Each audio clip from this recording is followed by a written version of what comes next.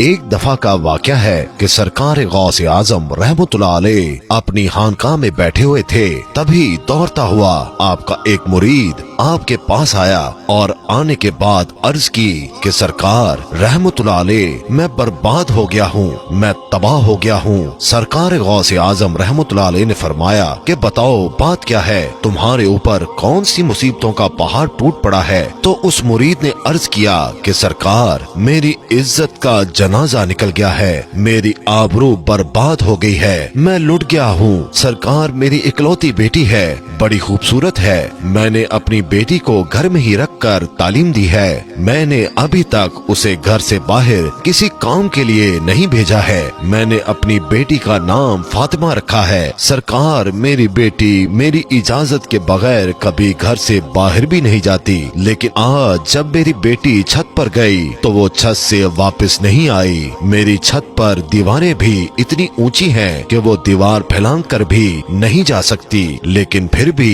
میں نے اپنے دل کو تسلی دیتے ہوئے اپنے آس پڑوس میں پتہ کروا لیا اور رشتہ داروں میں بھی پتہ کروا لیا ہے، مگر کہیں بھی میری بیٹی کا نام و نشان نہیں ملا ہے۔ سرکار غوث اعظم رحمتullah علیہ مجھے میری بیٹی چاہیے اور زندہ چاہیے۔ سرکار غوث اعظم رحمتullah علیہ نے فرمایا ٹھہر جاؤ، اور سرکار غوث اعظم نے اپنی آنکھوں کو بند کر لیا۔ چند ہی لمحوں کے بعد آنکھیں کھولیں اور اپنے اس مرید سے فرماتے ہیں اپنے دل کی بےتابی کو دور کر دو، تمہاری بیٹی آج ہی ملے گی اور زندہ ملے گی اور پوری عزت کے ساتھ ملے گی۔ پھر سرکار غوث اعظم رحمتullah علیہ نے فرمایا اے میرے مرید کیا تم جانتے ہو کرب کے ویرانے کو؟ تو اس مرید نے عرض کیا سرکار وہ تو بڑا بھیانک جنگل ہے، بڑا دہشت ناک جنگل ہے، دن میں بھی وہاں جاتے ہوئے ڈر لگتا ہے۔ تو حضور غوث اعظم رحمتullah علیہ نے فرمایا کہ تم کرب کے ویرانے میں چلے جاؤ، پہلا قلعہ چھوڑ دینا،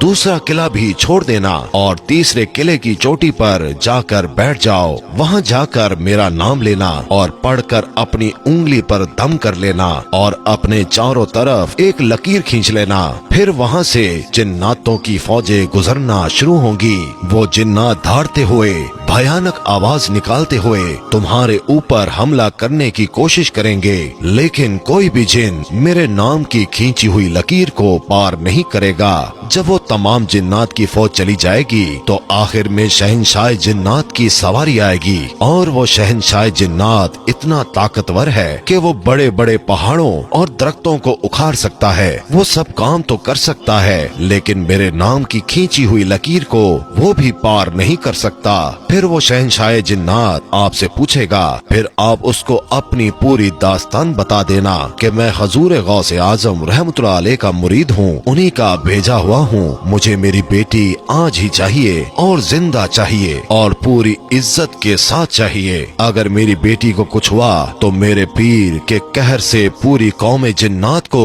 کوئی نہیں بچا سکے گا۔ حضور غوث اعظم کا یہ مرید کرب کے ویرانے کی طرف چل دیتا ہے، 2 قلعے چھوڑنے کے بعد تیسرے قلعے پر بیٹھ جاتا ہے، کرب کے ویرانے پر جا کر حضور غوث اعظم کا نام لے کر اپنی انگلی پر دم کرتا ہے اور چاروں طرف لکیر کھینچ کر بیٹھ جاتا ہے۔ جنات کی فوج گزرنا شروع ہو جاتی ہے، بڑے بڑے خطرناک جن گزرتے ہیں اور اس پر ہر طرف سے حملہ کرتے ہیں، لیکن سرکار غوث اعظم رحمتullah علیہ کے نام پر کھینچی ہوئی لکیر کو جب وہ چھوتے ہیں تو اس سے ٹکرا کر بھاگ جاتے ہیں۔ سارے جنات کی فوج چلی گئی، آخر میں شہنشاہ جنات کی سواری آتی ہے، وہ اپنی پوری شان و شوکت کے ساتھ آ رہا تھا۔ جب اس نے اپنے راستے میں ایک انسان کو بیٹھا ہوا دیکھا تو شیر کی طرح دھاڑتا ہوا اور ہاتھی کی طرح چنگھاڑتا ہوا اپنی پوری قوت کے ساتھ اس مرید پر حملہ کرنے کے لیے لپکا، لیکن جیسے ہی حضور غوث اعظم رحمتullah علیہ کے نام پر کھینچی ہوئی لکیر سے ٹکرایا،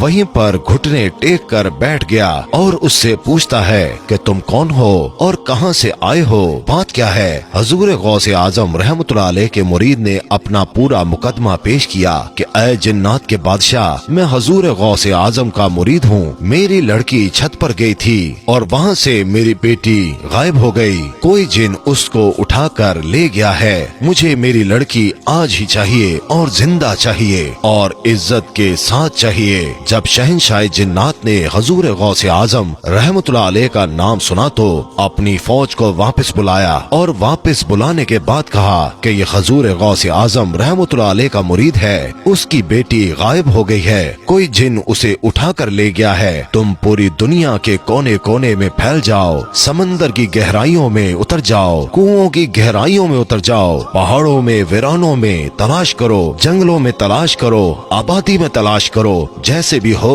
उस लड़की को लेकर आना, और जो जिन उस लड़की को ले गया है उसको भी लेकर आना। पूरी जिन्नात की फौज चल देती है, मगर शहंशाह जिन्नात ने फिर उन लोगों को वापस बुलाया और बुलाने के बाद कहा कि आकर ये मत कह देना कि लड़की हमें नहीं मिली है, इसलिए कि अगर लड़की जिन्नात के पास न होती तो हजूर गौसे आजम रहमतुल्लाह अलैह अपने मुरीद को मेरे पास कभी नहीं भेजते। सारी की सारी जिन्नात की फौज समंदरों की तह में, खंडरों में, आबादी में, वीरानों में, जंगलों में, पहाड़ों में लड़की को तलाश करना शुरू कर देते हैं। बहुत ही मुश्किल के बाद जो जिन उस लड़की को ले गया था उसको और उस लड़की को शहंशाह जिन्नात के पास ले जाते हैं। उन जिन्नात ने कहा कि ऐ शहंशाह जिन्नात, हमने इसे बड़ी मुश्किल से तलाश किया है। शहंशाह जिन्नात ने उस जिन से कहा कि तेरी हिम्मत कैसे हुई, क्या तुझे पता नहीं कि हजूर गौसे आजम रहमतुल्लाह अलैह कौन है, तुझे उनके शहर से